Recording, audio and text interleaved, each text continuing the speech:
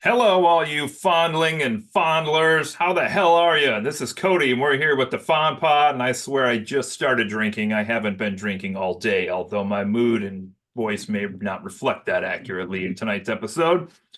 Either way, we're here to talk about a new show on Disney Plus today. I got Brett with me. I got Justin with me. Joe is not here because he's a douche.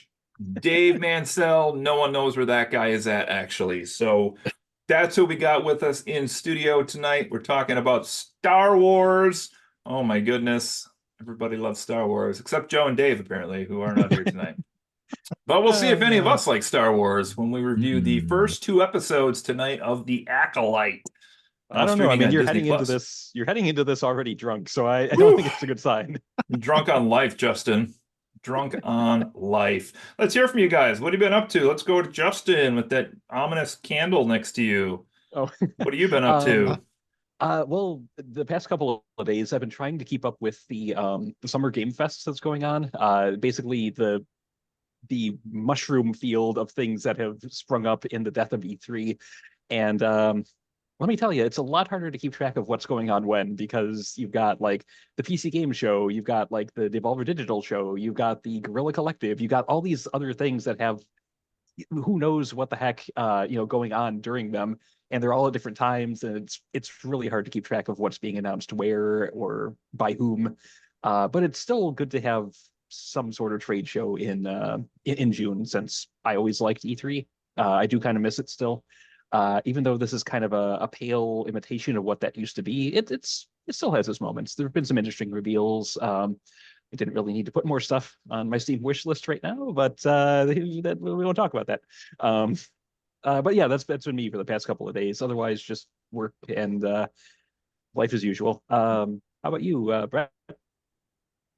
I dove back into a new run of Elden Ring in preparation for the upcoming DLC release on June Jesus. 21st, I believe. Good man. Um, and I chose to do a New Game Plus run, which I think will be more fun and let me like kind of progress more quickly through the game and just kind of get to the DLC and just experience that rather than really fighting my way through the rest of the game, which I loved, but it's a long game and and difficult. Yeah, it is. Um, but other than that, we I also spent a bit of time creating an original song with accompanied music video for my son. Uh, What? Oh yes, I remember you posted that. I did, yes. So that was a lot of fun. It was pretty silly overall.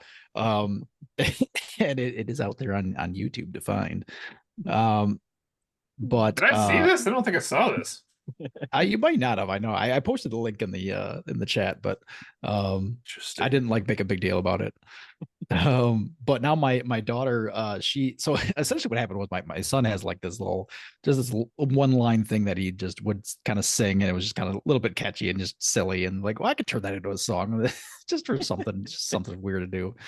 Yeah. And so I did that, and my daughter has this. She has her own thing that she like does kind of like similar, and she's like, "Well, I can have a song too," essentially. And I was like, "All right, here we go again." So like I'm working on that right now. But Nice. the other thing that we've been doing is that we binged through a new show on Netflix called The Eight Show, uh, which it's Korean made, and it like seemed to be like vibes of like Squid Game, and it really is. There's a lot of similarities, I would say, even though I didn't watch the entirety of the series, like the actual series, not the like the made, the game show series that they made afterwards. But Yeah. it's weird. There's like some just really quirky bits, and there's some really intense bits. It's just a non-spoilery warning for anybody that like there was a few moments in this new series where I was like, I almost want to turn this off right now. Like it is Ooh. really affecting me. So Whoa. um yeah, but it overall I would say that it's pretty darn good. It's very interesting and entertaining if you can stomach a few bits of it. So What was the name of that again? the eight show. 8? Eight, the number eight, Hmm. yes. Okay. Interesting. Justin, I was going to ask you too, was there a game or two that stood out from all your watching? Well, I there were release dates for a few things, like Still Awakes the Deep, which was one of my most anticipated games. It comes out in just a few weeks. Um, hang on, I can bring up my most recently wish listed Steam games and just see which ones jump out at me real quick here. Da, da, da. Because I know there were a few that really seemed neat, mostly like indie games. But let's see. If this one hadn't been like online co-op extraction shooter kind of thing, the Forever Winter looks fantastic in terms of atmosphere and art design. It looks like basically if you were playing, say, like the aftermath of the war in what are the what are those FromSoft games that aren't the Dark Souls games? Armored Core. Except your boots on the ground, so you're like trying to survive and scavenge, things to keep you alive, keep you going, while there are still like rogue mechs stomping around and stuff. And if you look up the trailer for it, it's just beautiful. But the fact that it's only online and only like a co-op shooter thing, it's like, I don't know how that really strikes me. Um, Maybe you can make a team Otherwise, with all your coworkers. Might be fun. I mean, there are a couple of my coworkers who are into gaming. It's true. So, I mean, I probably could talk them into it, but there's a lot of them are already like into other games, and it's hard to kind of convince someone who's already sunk into like Destiny 2, I mean, or the Division 2 or something like that, to just jump ship and try something new that's, Yeah. not free to play. So, but there were a few other ones. I'm not going to go through them all, but yeah, it's a neat show. There's a lot to look at. Most of the ones I have on here are like little indie games, but they have some neat qualities to them. Demon School looks like kind of a more tactical version of Persona. Let's see, there was a sort of a puzzle game called Lock Digital LOK. But I mean, one last one, Tactical Breach Wizards, just because of the title. It is a kind of like an XCOM like tactical game where I think it's preset characters, but they all look very quirky and very fun. And it's you're slinging lightning bolts and like kicking down doors and shooting people with shotguns and stuff. It looks that one looks really neat. So Nice. yeah. Nice. I'll just do a couple plugs. One, video game wise, I mentioned I just got back into Fallout 4 last night, so I'm hoping to play some more of that this week. But I did actually do a playthrough of the first of the Another Code games. That was on my top 10 I wanted to play this year, was the Another Code Recollection, which is the two-game compilation that they re-released, kind of redid all the puzzles on, put together into one game basically. And so it's kind of seamless. I finished the first game in about 4 days, I would say. It's very like, I wouldn't call it a great game. I had fun with it. It was just simple like exploration, find a puzzle, solve a puzzle, find a key, find the room opens with the key type stuff. But I did have to laugh a little bit because she's like trying to find her dad in this first game and like finds him, and there's like a twist, and then there's more or less a happy ending, as happy as it can be at the end. And then like with the two games like merged into one, it's like we all went home finally.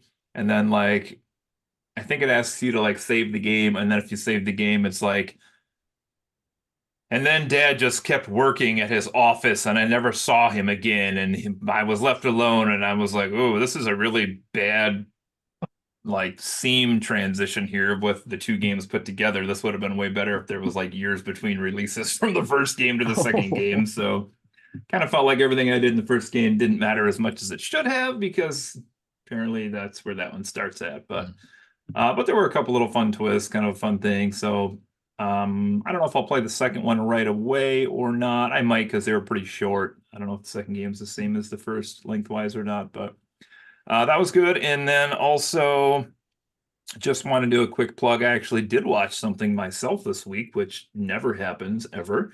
And I watched the Netflix roast of Tom Brady over about 4 or 5 days, which was hilarious. Oh my God. If anybody out there, I don't know who it would be that hasn't watched it, that would have interest in it. If you're either a football fan or Tom Brady, or you hate Tom Brady, or you just like a good roast, I was laughing out loud, so loud, almost every time somebody come up to present, and they had some sports people come up and present. And I thought they did a really nice job, actually, of like roasting the comedians and the other sports players, and then also the comedians themselves. I thought were just fucking hilarious. Oh my God, the shit they were saying about stuff. It was really, really funny.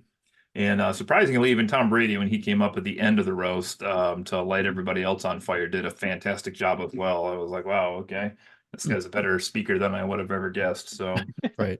Nice. it was really good. I hadn't watched a roast in a long time, so that was really funny. And it was 3 hours, which I was like Whoa. shocked by. They had rented out like I forget one of the big arenas in Los Angeles and filled it with like people in the stands, and then like the tables like all celebrities the whole way through. And it was really well done. Kevin Hart was the host, and I mean they like stopped to do shots a couple times during the show, and it got pretty crazy a few times, but it was pretty fun. Nice. And Will Ferrell came out as Ron Burgundy as well, so that was unexpected also. Great. But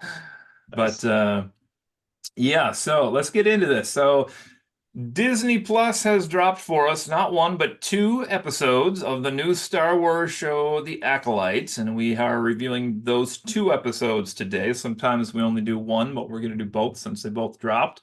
This is an 8 episode run, so I think this ends somewhere around the 4th of July, give or take, maybe a little bit after that. This is now, I don't have a lot to intro on this, but just to tell our listeners, this is the 5th live action Star Wars Disney Plus show. Well, actually 6th if you count Andor as anything. So technically it would be 6, but so we have basically Boba Fett, Ahsoka, and Mando in that universe, and then we had Andor as kind of a solo thing, and then Obi-Wan Kenobi as a solo thing as well. And I know we have a show coming up called Skeleton Crew with Jude Law, which I think they described, if I recall, as like the Goonies meets Star Wars, because it's mostly a kid cast in that one. Oddly, I know that one line about that show was more than I knew about this show going into it. I don't know if you guys are on the same spot with that or not. So I'm not going to go into a ton of like background on this, but just to point out for our listeners out there, the main cast, I just put down the more or less the big 3 in these first 2 episodes. We have Lee Jong-jae as Jedi Master Soul. This is the guy you would know mostly from Squid Games on Netflix. Took me a while to figure out where I knew this actor from. Yeah. But I finally did figure out where he's from. We have Amanda Stenberg as, this is interesting, as Osha and May, although all of the cast lists only list her as May, which is interesting. I don't know if that actually is a plot point or not, but so there's that. And then Charlie Barnett is Jedi.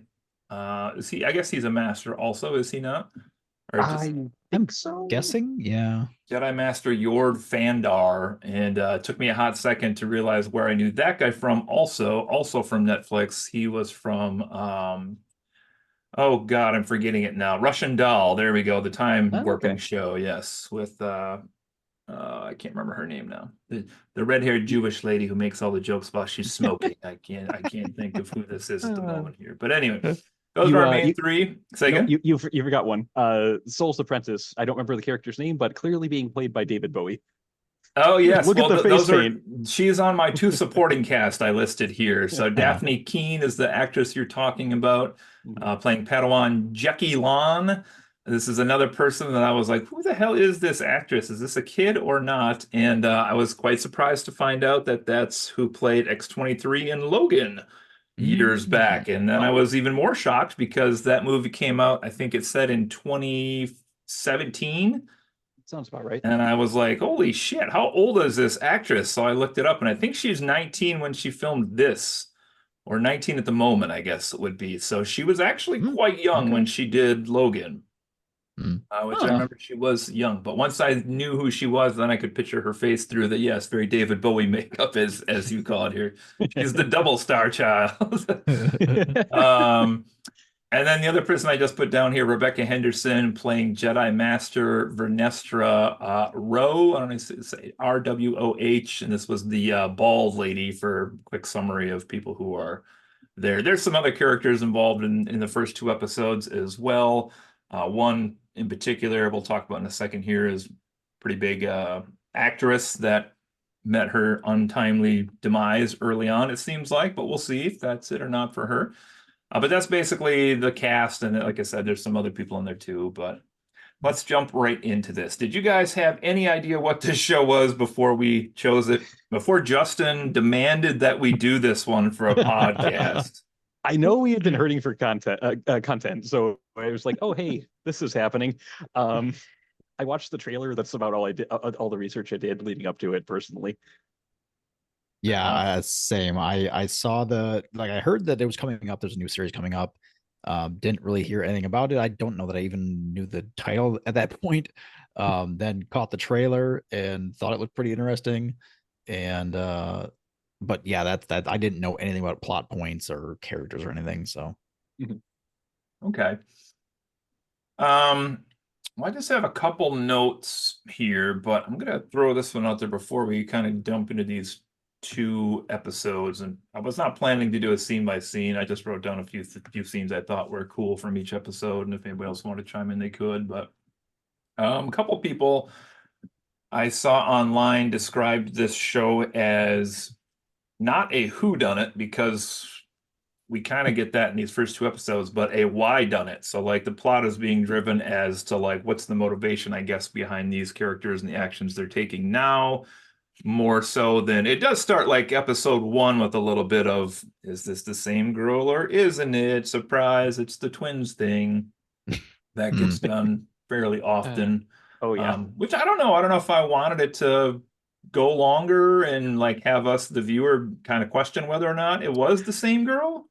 yeah, that was one of the things I wrote down pretty quick because it came out like in that first episode was like, oh, they're twins. It's not like any mystery here. Like I Yeah. really wanted. I felt like that could have been like they could have let that marinate a bit and let us like wonder, but they just like brought it out right away. Yeah, it's like showing the monster in the opening sequence of a horror movie. It felt like they could have held on to that for a bit. Mhm. Yeah. Though, I mean, in universe, there's really no reason there should have been any question about it at all, because considering Jedi can read people's minds, and they should have been able to easily tell that Osha wasn't the one behind it all. Yeah, once you start thinking too deep into this, it that falls seems apart. like a fair point. Yeah. Yeah, I guess this is as good a time as any to bring this and I could give credit to my wife on this because it was her idea, but I think if it had been like Osha having like a split personality thing would have made like a better plot point Yeah. than like just literally just a twin thing. One's good, one's evil. But yeah, I will just have to see where they go with this story at this point. But Yeah, I'm intrigued where this goes for 6 more episodes, I guess, at this point. All right, the other kind of overall, well, I got a couple overall things, I guess, here, but this maybe could mention this now before we talk about the episodes too, but I think I saw on a different website somebody mentioned that this was essentially like the closest to like a kung fu movie Star Wars has ever done, with like like there are lightsabers, but there were only really the only two uses really in these first two episodes are to chop some knives apart and to use as a giant glow stick in a cave. Well, I mean, there was a pretty extended martial arts sequence in Rogue One, the blind guy. Oh yes, okay. But yeah, right. But I do agree. It was interesting seeing a more like hand to hand, not technology based combat style in this. It was kind of neat. Yeah, I really enjoyed like the martial arts, and and I'm reading this here. This is on the Wikipedia page I'm looking at. I don't know if this is a canon terminology, but they're calling it force fu. Oh, not Shaq Fu, but force fu. they're not quite to the Shaq Fu level, Right? But I overall I did really enjoy it. I thought like it seems to fit like force powers pretty well. Like there's like possibilities that like they were doing a lot of really kind of interesting, just fun, moving around and things like that, and throwing things at each other, and it's pretty fun to watch like that. Yeah. Yeah, I will say that to me, at least, all of these Star Wars TV shows have had pretty good combat, different styles and different shows. But I do feel like it's been a highlight of pretty much everything. I mean, you go all the way back to like Vader and Kenobi, right? And it's light years apart with like how slow those actors move compared to the new ones, but like the action scenes have always been fairly good in the Star Wars properties. I feel like Mm. that's definitely the case here also. I guess we should point out too, because I did look this up when I was describing it too, because I had to, I have to sell my family on these shows when they come out because Karen's generally like, okay, Star Wars, let's watch Star Wars, and the kids are like, oh God, like there was audible groans when I was like, there's a new Star Wars show that's out. But Oh, I did oh, the look mighty have up, and fallen. we should probably mention to the audience as well. So this convoluted Star Wars timeline, but this takes place 100 years before Episode One. So, to my knowledge, this is a period of Star Wars universe, galaxy plus the side galaxy next to it, history Uh, that we haven't really seen on cinema yet. So that's kind of interesting. Like the Jedi are like this really peaceful group who are not really threatened by anybody at this point, and it's just kind of like peace prevails. So, yeah. but I'm always for like a new time period exploration. That's good. Yeah, I questioned that and I didn't take the time to look it up, but I assume it has to be like the earliest thing we've seen in the timeline, right? Like I think so. I think it's got to be, Yeah. unless there's like some flashback moment from something else. But I wouldn't really count that as like seeing like something that in the timeline necessarily. Yeah. So Sure. Yeah, I think this is the longest back thing, unless you went in person to watch episode 8 and sat all the way till the end. Then that would have felt longer. It did. Oh boy. All right, well, let's get into some highlights here. Episode 1. Oh, I did not jot down the names of these. I know the titles were all like this word, oh, I that did. word. Oh, Lost Found, right? Was episode Yes, 1? Lost Found. Yep. Okay. Lost Found. Let's talk about this one. So, did you guys have any highlight scenes that stuck out to you here in episode 1? I think the intro really was probably the most interesting fun scene with the fight between as it turns out it's May, the May character, and a Trinity essentially. It really I like I the way I pictured it was like they're like, okay, we need this female Jedi for this character. She's gonna be doing like lots of like kind of kung fu and like slow-mo kind of stuff. Who have we seen who's already done that? Well, how about we get Carrie Ann Moss? And like it really it's hard to separate those two characters. They essentially were the same thing. Just one who didn't have sunglasses on. That's funny. Yeah. For me, most of the things that stood out to me about the first episode were criticisms. So I don't know if you want me to launch right into that or kind of like go back. Yeah, I mean, go ahead if you got a point you want to bring up. Okay. Well, going into the first fight, overall pretty solid. There were a few swings that were very clearly wide, that aiming for where the person had been instead of where they were moving to, that sort of thing. But the main thing about this fight that gets me is, so people, going back to Ahsoka for a second, people can survive being impaled front to back with a lightsaber, but a knife to the chest is enough to take someone down. All of a sudden, I would like some consistency in what wounds actually mean in Star Wars. Maybe she's not dead. I hope she's not dead, I don't because know. otherwise that's a crap way to go. But so That was poison. 6 movies later, Justin. The technology improved then. Come on. It could have been a poison blade. We don't know. Yeah, I mean, yeah, but at this point, you're doing the Just right playing for them. devil's advocate. Sure. Okay. Something that bothered me, the first thing that really showed a crack in the armor for me was a small thing, but to me it's important. You commented on what I have in my background with like the candle and then the other thing. Fire doesn't work that way in space. There's a scene where Osha and like the other mechanic that she's working with are like trying to fix something on the hull of a freighter or something like that, and something goes wrong and bursts into flames. And it looks like a friggin' bonfire pretty much. There's no air in space. Whatever little air it might have been getting from inside the craft also would not have had it like flickering feet into the air. It would have been very close to the source. It would have been very kind of rounded. It bothered me. It just, whenever there's physics that are wrong in something, and visibly wrong and easily correctable. Like this took me 5 seconds to Google what does fire look like in space. That bugged me, and little details can add up to a lot after a while. So if Did you're you like me, Google and what fire looked like in your space or the galaxy far, far away they live in? you want to set fire to MySpace? I don't think there's much left to set fire to. Maybe. Sorry, Tom. uh, but no, it's I don't know. That I did notice just that. bothered me. Yeah. Yeah, but Same.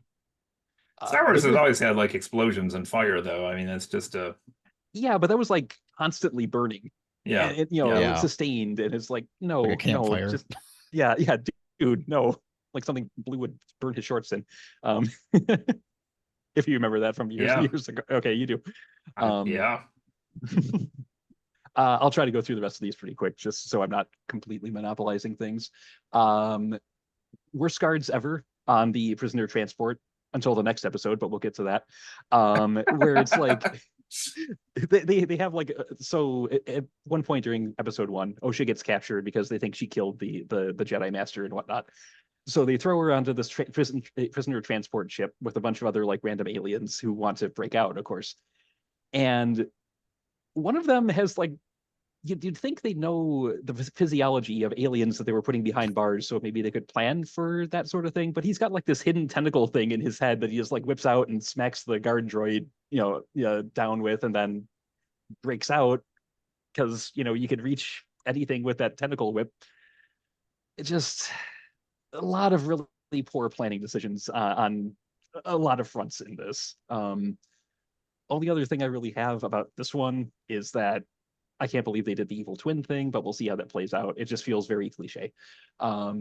So episode 1 didn't really wow me.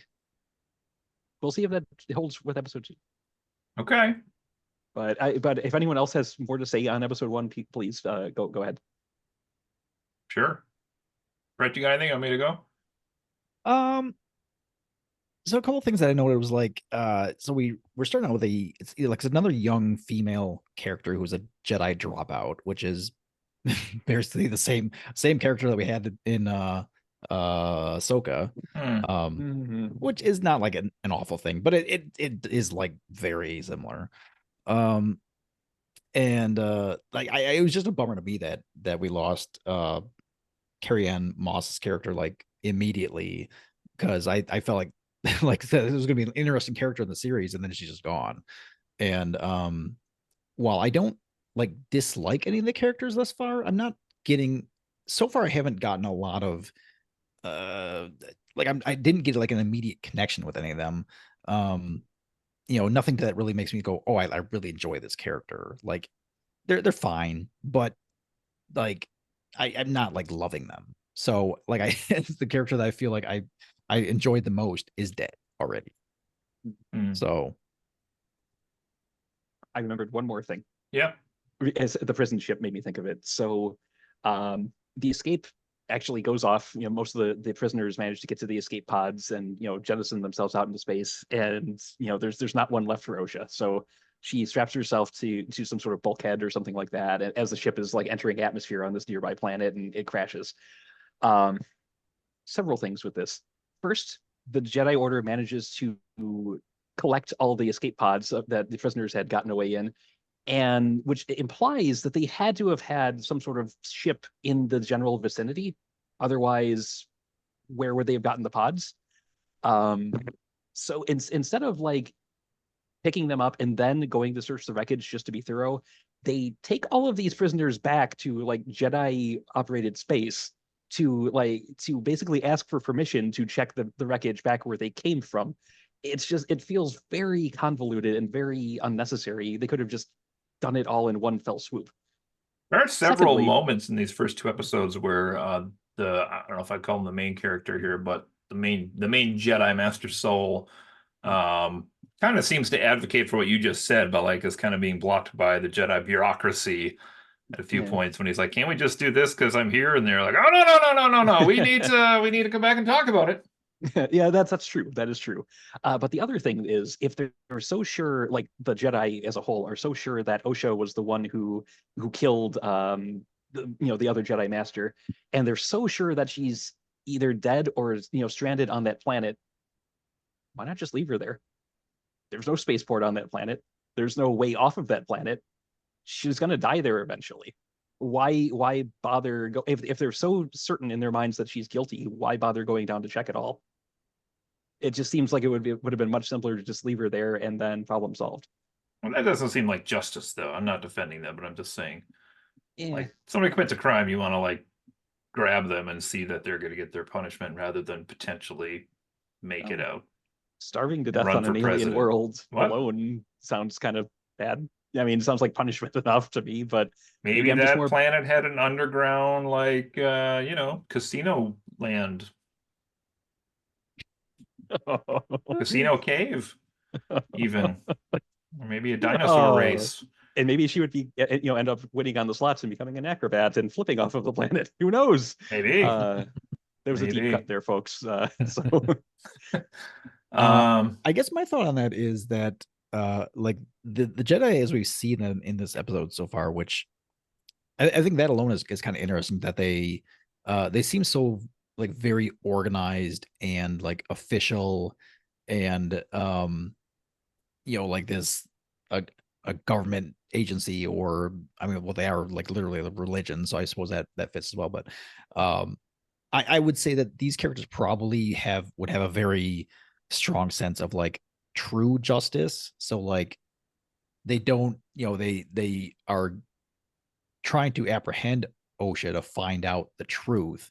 And if they just leave her to die, then they haven't found the truth. And that would be important to them. So I suppose that's fair. Well, I It may does have bring- to remember too, like from their perspective, like the alternative to her not being the killer is then this girl that died like forever ago is still alive and they didn't know about it for this entire time too. So it seems like that's something they don't really want to believe in or can't believe in either, especially when it seems like a lot of them were implicated in the moment that she died. So if your choice is like this dead person is the culprit or this person who may have done it that's, someplace else, then I guess you chase down the culprit and try to see the suspect, Yeah. I guess. it does bring me back to the whole mind reading thing, which would have cleared all of this up, but yeah. Well, I got a few things here I'll mention from episode 1 as well. Contrary to some comments made on this podcast, I really did enjoy the initial fight scene as well with Carrie-Anne Moss, Indara character. And one of the things that I really enjoyed about this fight scene, which I thought May did something so simple, but I really questioned why nobody else that I can remember has done this in Star Wars, is she used an innocent bystander as a tactic, which I just thought was brilliant because like the Jedi are always sworn to save and protect people, but you don't see the villains ever like use that against the Jedi, which she did in like episode 1, like throw the knife at the bartender and then save the bartender, but that was the moment she needed to kill Master Indara, Carrie-Anne Moss's character, which she probably was not going to beat in a one-on-one fight, but with her having her attention divided, that was the moment they did it. So I thought that was actually a pretty smart strategy from her. Yeah. I loved the frigate escape scene. Oh my God. I loved the wacky cast of characters there. The guy with the like little bevy of lights on his like eyes where they should be. And the guy that you mentioned that like, I don't even know what that was. We had to rewind it because we thought it was like a tongue, but it like splits out of his like forehead. It's gross. Yeah. It's like a leech or something. I don't know, hammerhead worm or something crazy, but I mean, that was they looked awesome. cool. Yeah, I agree. Yeah. They looked cool, and it's always good to see the aliens represented in Star Wars. The But crazy guy who had the like blob over his mouth Oh God. that they got off, and then he like just ran and took the other escape pod and left her, and she's like, "What?" That was pretty funny too. And then Yeah, actually, I would- oh, go ahead. Well, I just said I would just echo those thoughts. Like I enjoyed the scene, minus the illogical Yeah, things that happened. It was a fun scene. It was like kind of something that you might find out of like Guardians of the Galaxy. yeah, that's a good comparison. It was also funny just too because the guy in the cell next to her was like, "Yeah, we're gonna escape. Like, you want in?" yeah. And she's just like, "What?" And then like 2 minutes later, like the escape happened, and I was like, "Oh wow, they really saved 3 episodes of Andor right there, didn't they?" But Okay, I'll drink to that.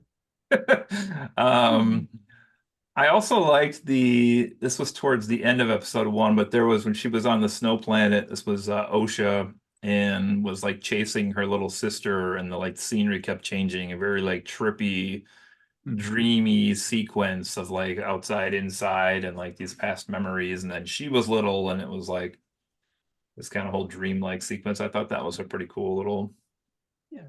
chunk as well. Um, I'll save those thoughts till we get to episode two here. Anything else in episode one?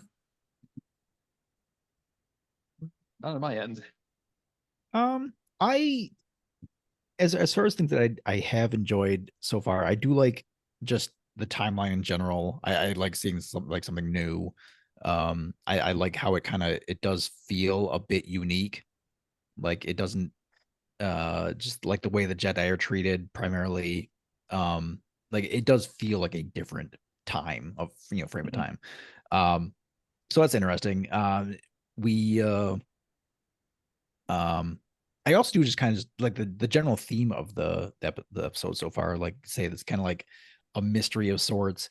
Um that's kind of what drew me in from the trailer. And I think it's holding so far, it's holding, though the playing the twin card so quickly has kind of dulled that a bit. But I'm hoping that it does kind of unfold as this kind of more of a mystery story rather than just like some adventure. That's a good point because if it ends up being like a decent plot in the end, then maybe by the end of this, we're happy they did do the like twin card early and like didn't keep that as like the reveal moment. All right, let's talk about episode two, where Jedi Master Torben has been floating cross-legged for 10 years. I found that hilarious. Yes. It raises some questions. Yeah. Does he eat? Does he? Who has to Don't- clean up, you know? Don't know. Yeah, that was hilarious. They're like, oh, he hasn't spoken to anybody in 10 years. And I was like, what? I thought the guy was like meditating for the day or something. Yeah, then like all the attacks that just stop like a foot away from Yeah. him and everything. That I did like that. Yeah, right. Um, Weirder when you find out it's the young king from Game of Thrones who's the Jedi Master. But other than that, Oh gosh, he was yeah. Joffrey? it's not, it's Joffrey's brother. Oh, okay.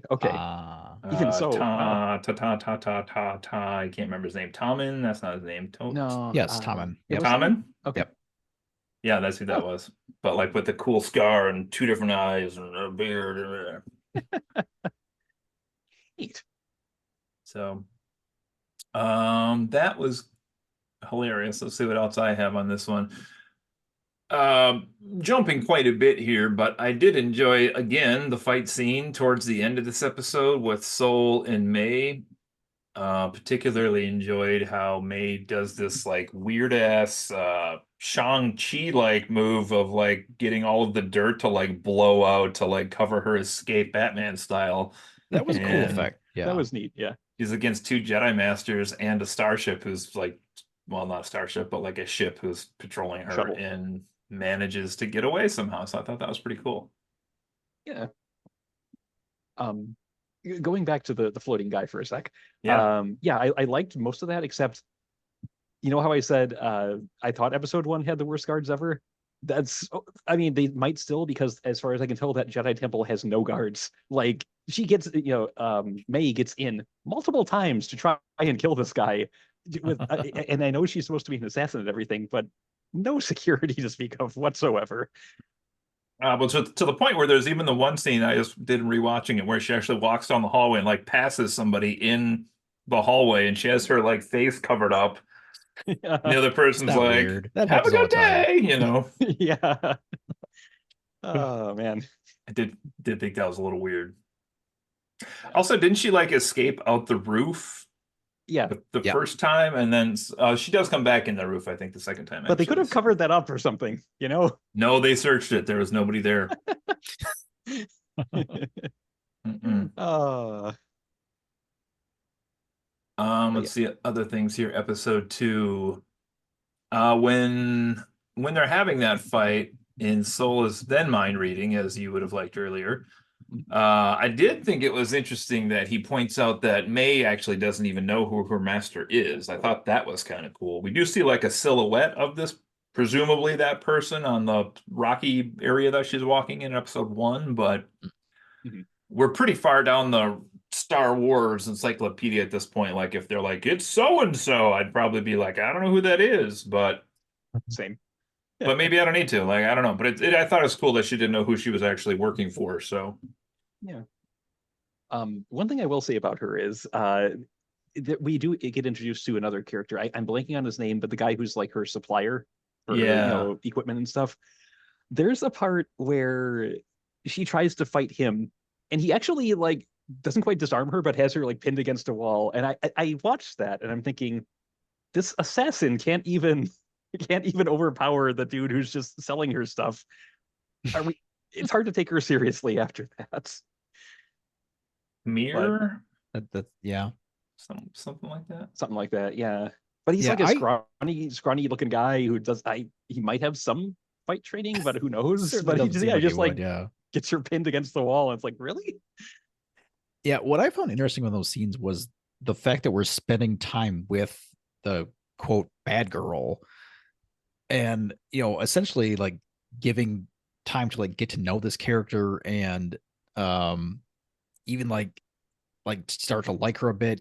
Um it really to me, my theory on this is that eventually she's going to like switch sides and be like one of the good guys. I'm guessing that's the way they've got to do this, I think, at this point, because like uh, it doesn't it doesn't seem feasible to continue with her as the main antagonist for the remainder of the series at this point. Yeah. Yeah, so Which I well, mean, she had a hit list of four. We should point that out too. So Carrie mhm. Ann Moss' character was Indara. She killed her. And then Master Torben was the second, and she killed him. And then the other two are Master Soul and a character that we'll talk about in a second here, because I don't want to spill my drink out of excitement too early on this yet. But so I don't know. I don't know if they're gonna do like a redemption for her, but then like I feel like we need to know exactly what did happen that the Jedi presumed this girl was dead. And likewise, we do hear here in episode two that I put this as I thought a good plot point was that even the evil girl didn't know that the good girl was alive. So like neither of the sisters knew that the other one was alive, which I did enjoy that it Mhm. wasn't one-sided on that. So that was cool. Yeah. Yeah, I'm hoping that turns into a really interesting, sequence of plot points. Because it seems like it has potential there. Because yeah, like neither of them knew that the other was alive. I thought it was interesting that like Torben immediately knew it was May and not Osha. So like he clearly, I mean, he also like, she's like trying to get him to admit, you know, the truth and what he's hiding and stuff. So like there's a lot going on there that I find interesting, and I hope that it comes to fruition and not just falls flat. Maybe Torben didn't even know which sister it was. It's just like, oh shit, time to pay for whatever happened. Um, yeah, But yeah, all I right. Go I ahead. actually yeah, I know I gave episode one a lot of flack, but this one felt better to me. Like it felt like the fight scenes were tighter. There were some really inventive uses of the force, like with that smoke screen thing. The fact that May, when she realized she couldn't defeat Torben with force, she got into his head and beat him that way. There's a lot of interesting Mhm. stuff going on in this, and it does Yeah. feel like it's found its stride after episode one, which made me quite happy because initially I was just like, this is going to be a slog, but now I'm kind of curious to see where it goes. It's intriguing that we saw Master Torben like voluntarily commit suicide either, because I don't think that has happened in Star Wars that remember. Mm, Like a character doing that, much less a Jedi being like, "Yeah, I yeah, fucked up so bad, I will commit suicide." So I'm really curious what Yeah. exactly they're going to say this terrible thing was that happened that would cause the Jedi to be like, "Hey, yeah, listen, but you right, you right." All right. Let's see. And then we get the little, I don't know if anybody else has more here on episode 2, but we get towards the end of this. They drop 3 words on you. Fucking Wookiee Jedi. That's right. There it is, people. I Holy I was shit. I had always been operating under the impression that Wookiee were too volatile to become Jedis, like too emotional, too ruled by, their anger and their instincts and stuff. But looking at it, it says they're rare, but they are not entirely unheard of. So, okay, I'm on board. I am on board with this. Yeah, I did probably find that it's probably the most interesting thing in the series thus far in these 2 episodes is the fact that we have a Wookiee Jedi, because that's we haven't seen it yet. It's just Yeah. it was fun too, because like they kind of like kind of dropped that bomb like at the scene right before the final scene, and then it felt like, well, I mean, now we got to send it. We got to give him a scene now to show the Wookiee Jedi. We can't just close out the episode on that. And so Yeah. we get like 2 minutes of a Hmm. Wookiee Jedi being kind of crazy. Yeah. And I will say, I know I mentioned small details in episode 1 and how they can make or break something. The lead in to this planet, which I think was Kotar, I think it was called, where the Wookiee Jedi is. Uh, Little things just it felt like Star Wars again. I mean, it felt like legitimate old school Star Wars, just kind of like the panning shot into the jungle and like the critters running around and various just little things that made it feel alive and that made it feel like it had some of that old, you know Lucasfilm's magic that from almost like from the original trilogy, and that really meant a lot to me. It's small stuff, but it had a pretty big impact. And then you see, freaking Wookiee Jedi, and it's like, okay, I'm sold. That's fun. Anything else from episode 2 anybody has? Nothing is immediately coming to mind. I mean, nothing's like not specifically about the episode. But I do have a few more points here, just general. Yeah, okay. Well, let's do some wrap-up thoughts here. Kind of not the final opinion, but let's do some kind of overall stuff if anybody else has other ideas there. Fair enough. I'm just gonna start with one thing that one of the characters, you mentioned I think Brett, I think it was you that mentioned like you didn't really feel attached to any of the characters so far Right, yet. yeah. And I definitely agreed with that through the first 2 episodes, combined with the fact that so the guy who plays Charlie Barnett's Master Yord, Fandar, I didn't think that guy was a great actor in Russian Doll when I saw him.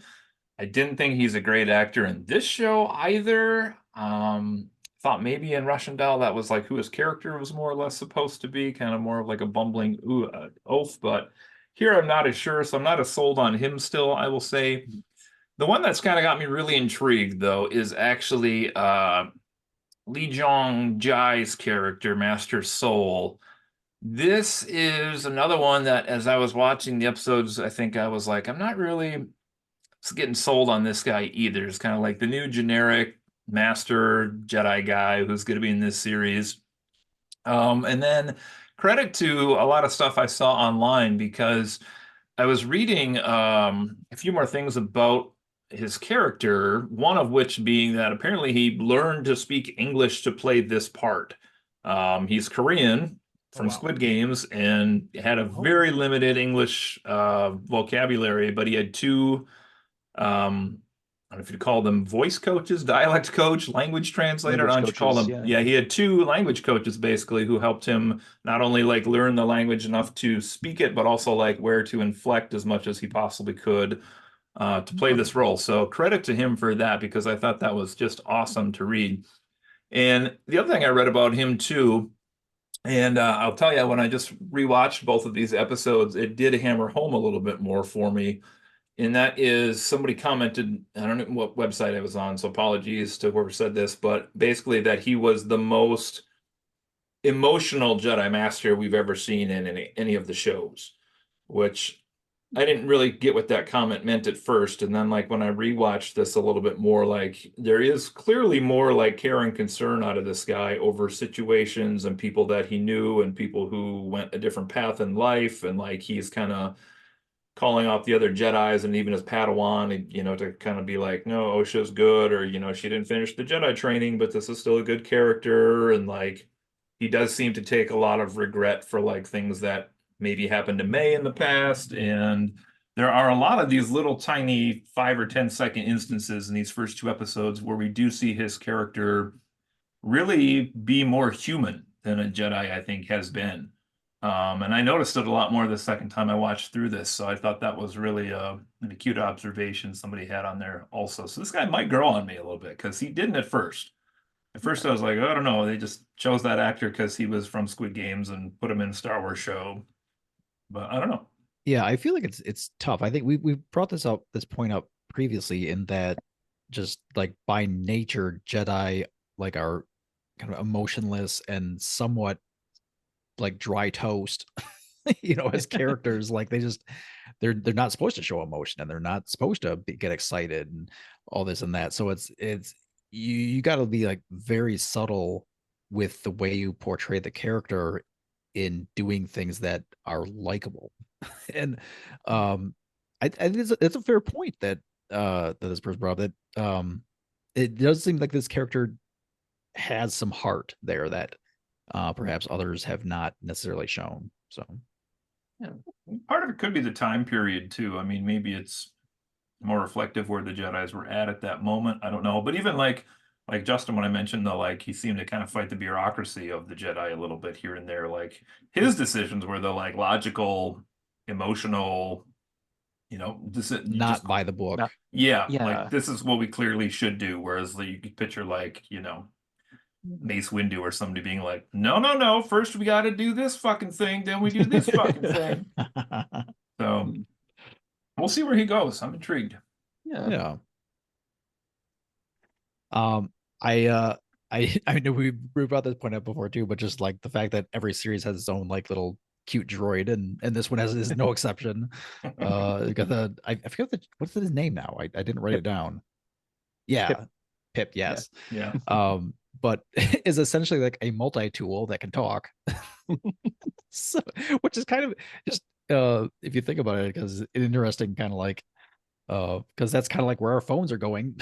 More or less, like so pretty soon your phone is going to be like able to talk to you and like do stuff like that. So and it's kind of like phone size, so that's the kind of like feels like it fits in. We promise it's not merch. It's yeah. Though we haven't had any character like creatures yet, have we? I haven't seen any that were like it seems like the cute creature of the show. I don't think we've had any no. plush toys that'll come out yet from this show. They're just gonna do like life-size, body pillows of the Wookiee Jedi. Yes, I'm in for 2. I want to sleep between them.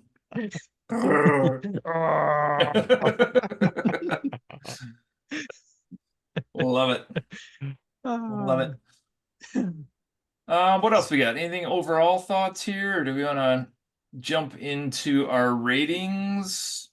I will say, I don't know if this is a spoiler or not, and I myself have not seen this, but people were claiming, and this could be in the trailer. I don't even remember the trailer for the show if I saw it or not, but people were claiming that Carrie-Anne Moss is in scenes that have not been in the show yet.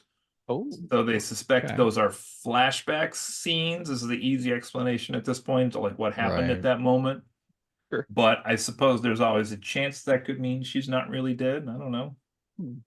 Well, have to wait and see. Maybe Neo comes. Uh, Wookiee is played by Keanu Reeves.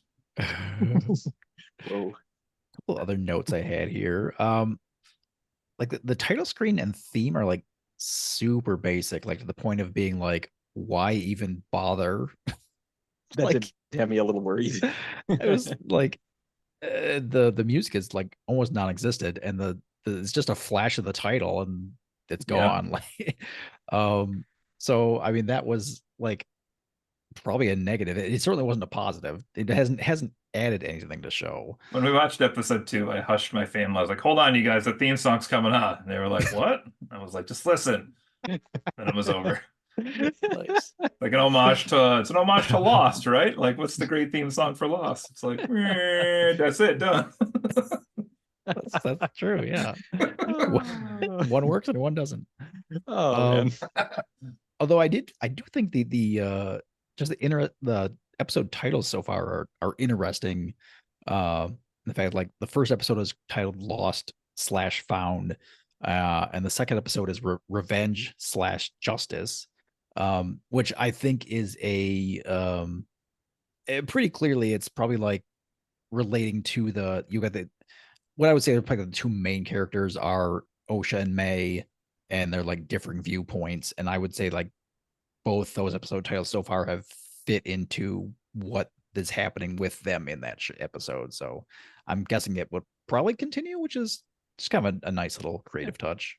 Yeah, that's interesting. So are you saying one character is getting one of the two of them, or are you saying they're seeing like the same event from opposite sides? I would I don't know myself. it kind of feels like what's happening to them. Like I would say like in the first one, like Osha's kind of like lost, like they don't know where to find her, and then like May was lost and then is discovered essentially. And then the second one, you've got Osha basically gets justice and they being like, found to be innocent, and then May's entire plot arc is about revenge. So Yeah. Yeah. Yeah, I'm curious where that goes the rest of the season. yeah, if they'll continue that or if it just is a kind of one-off thing. I almost feel like they'd have to now, don't they? After they've done it twice, but also seems like it'd be hard to come up with 8 pairs like that too. So. Or they might just Possibly. pull a Halloween 3, and just completely jettison that idea and do something else. Oh, I thought you meant Michael Myers was going to be in the next episode. I he's mean, not in there are some Halloween 3, aliens so that kind of look it like is. him. So Bartender's lucky he had that little kid grabbing his waist. That's all I got to say. Both episodes so far have been like very short. How do you feel about that? Is that a positive, negative, indifferent? It's 43 minutes and 39 minutes to be specific, and that's including the credits. it considering they did the big reveal of there being an evil twin, so quickly off the bat, I think it's probably a good sign. It shows that they're trying not to bog this down in more than necessary. And actually just do the important parts of the story and just keep a decent pace. And I hope I'm right about that, because I know, Cody, you and I are both probably thinking the exact same thing right now. But yeah, I mean, having it just tell the story without needless exposition or navel gazing or whatever, that would be a positive, I think. I just hope that the story itself ends up being satisfying. Yeah, I would definitely agree. I feel like through our podcast history, we've complained far more about shows like padding episodes and having too much time in each episode, too much scene, too many scenes that didn't really make a difference in the long run. So I'm okay with the short length, and hopefully that's all the time they need to tell the story they have to tell. But the flip side of the episode minute count is the episode number count, which is we'll see how that turns out in the end. Did they have just the right amount, or again, did they have like 1 or 2 too many episodes, or could they have used a few more episodes? I feel like a few things we've said could have used a few more episodes here and there, but we don't seem to get those. I don't know why the streaming platforms have a hard on for like these certain numbers of episodes with some shows, but I would love to know that answer. Yeah. yeah. It's probably some sort of contract thing, I would think. This is on Disney, so Disney has been kind of going back to the like weekly installment format for most of their shows, but are you enjoying that? I mean, I kind of feel like that is the way I prefer to consume things. I don't know. I feel like these like big property adaptations, even though this isn't really an adaptation of anything, but it's just Star Wars. But like I like to have the week to like breathe it out and think about it a little bit more than just, I don't know. Yeah, but it's paradoxical, but for me at least, I'm more likely these days to sit through an entire series if it's presented this way than if it's just plopped down there all at once. because at that point it's like, well, it's always going to be there and I can get to it whenever. But here it's like, oh, well, if I want to keep up on it, I need to, I need to make sure I watch this week's episode and whatnot. And I can watch it any time between it and the following episode, which is nice.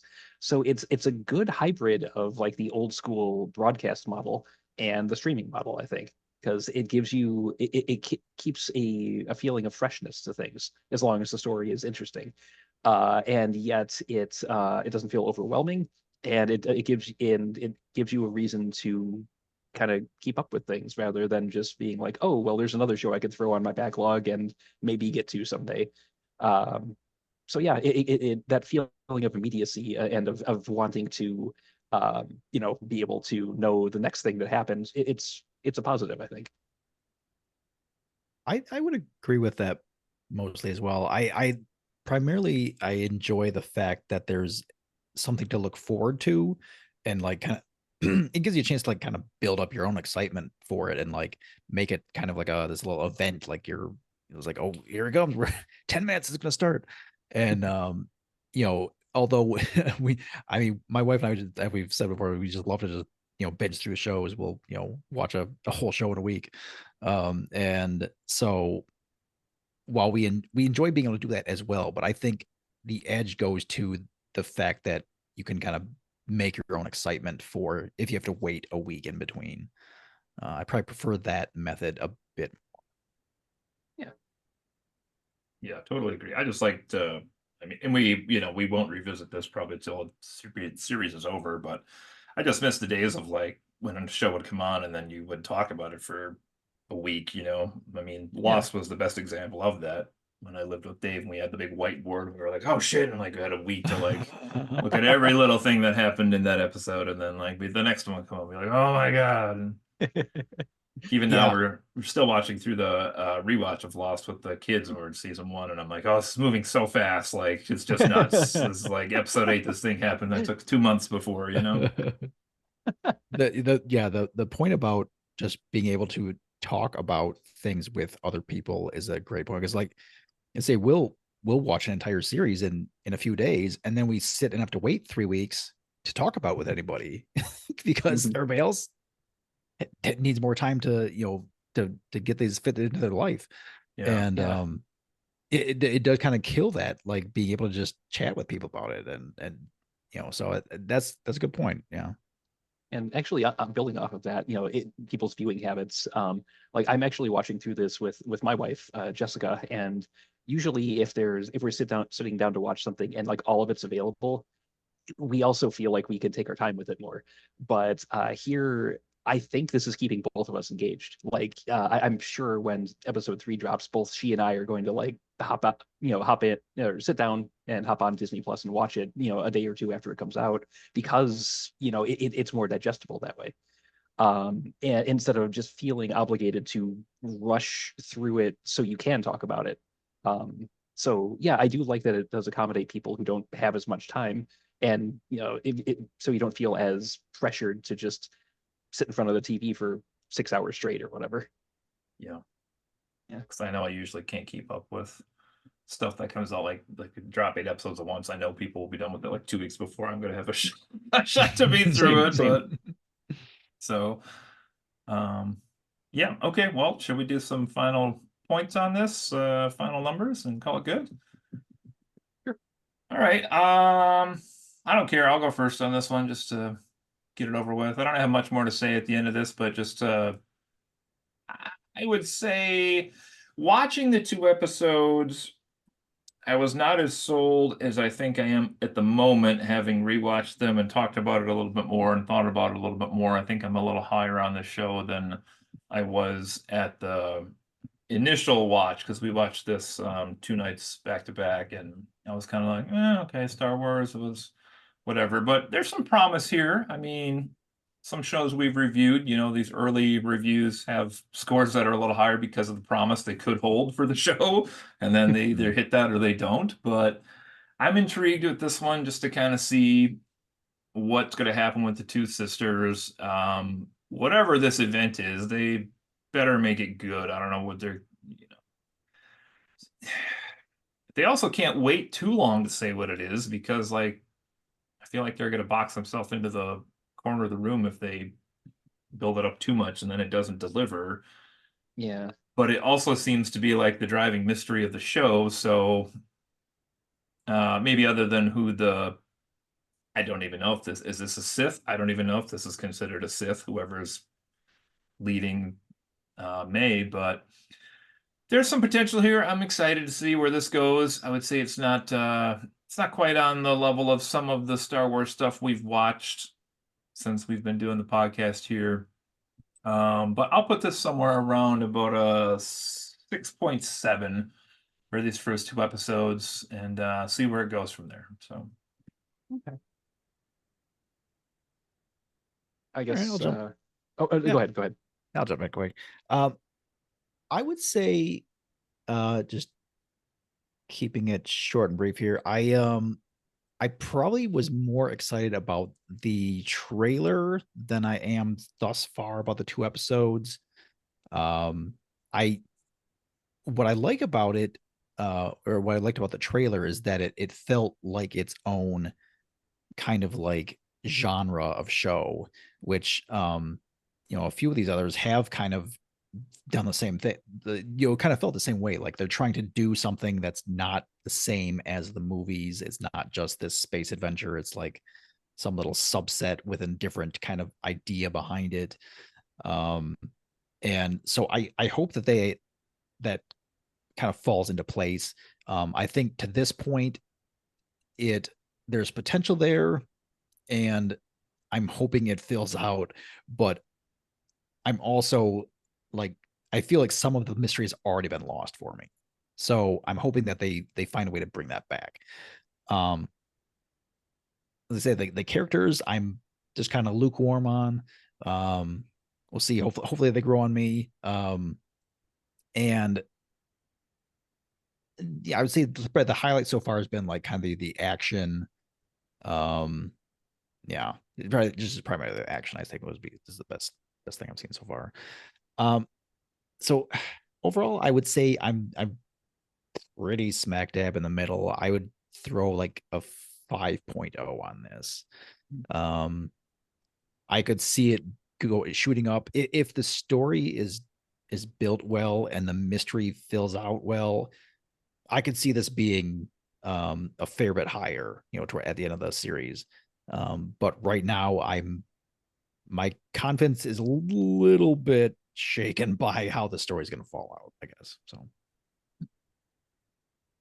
Okay. On my end, the best thing I can say is I didn't hate it, which is more than I can say. I could have found myself saying about a lot of recent Star Wars material.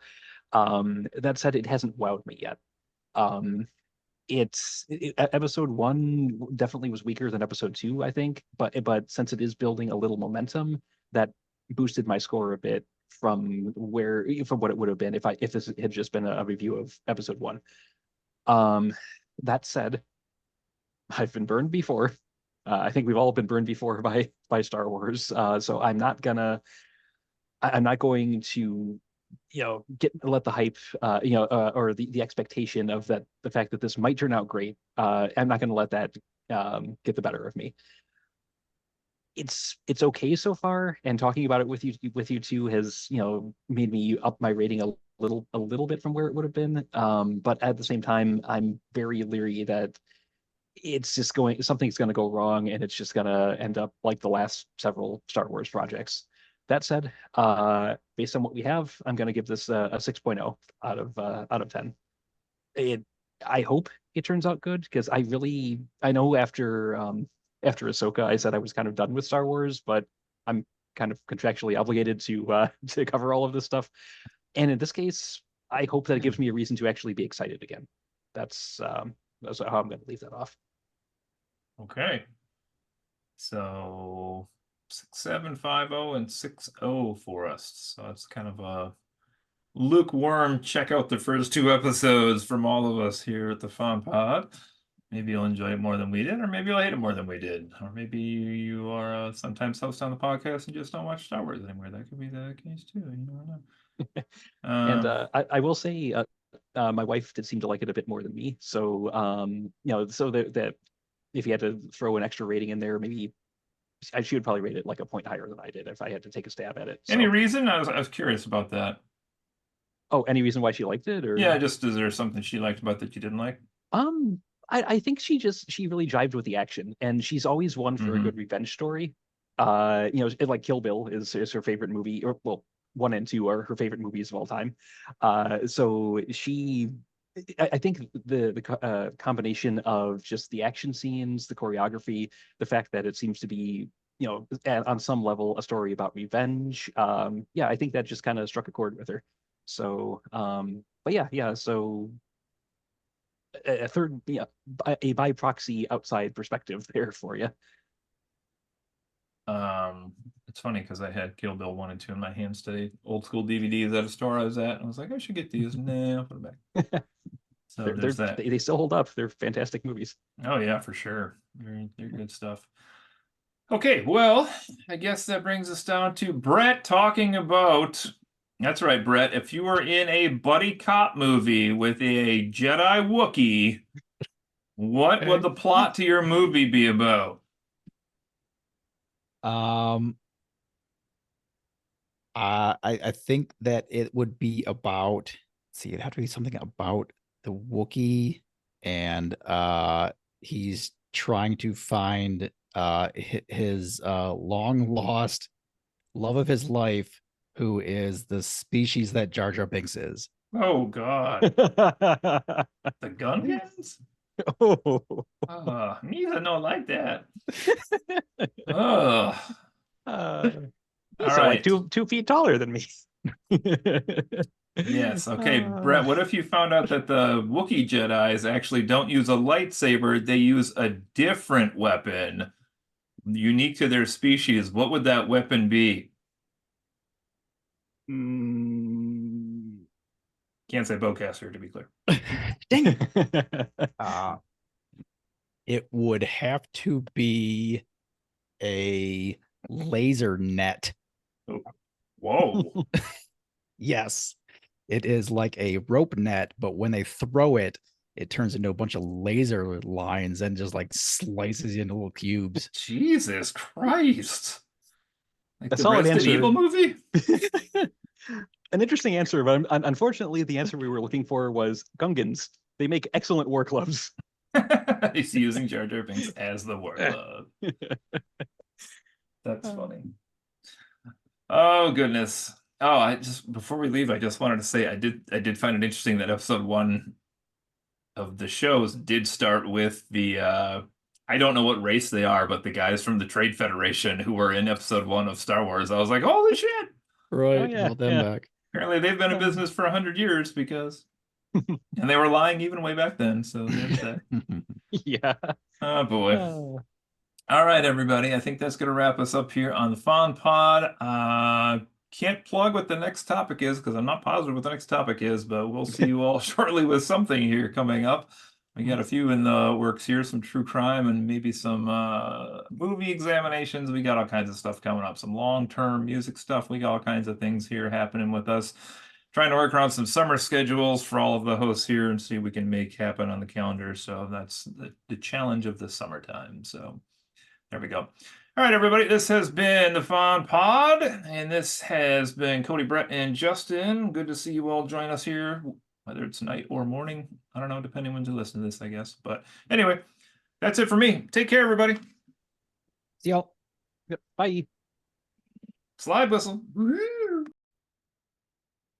Hey, fondlings and fondlers. This has been another episode of Friends Occasionally Not Disagreeing, your favorite podcast. It's most people's favorite podcasts, or at least so my mom tells me. You can check us out all over the place online at our homepage, www.fondpod.com or fondpodcast.com. You can also check us out across your social media sites, including Facebook, Instagram, TikTok, X, YouTube, and anywhere else you get your streamed podcast. Thanks so much.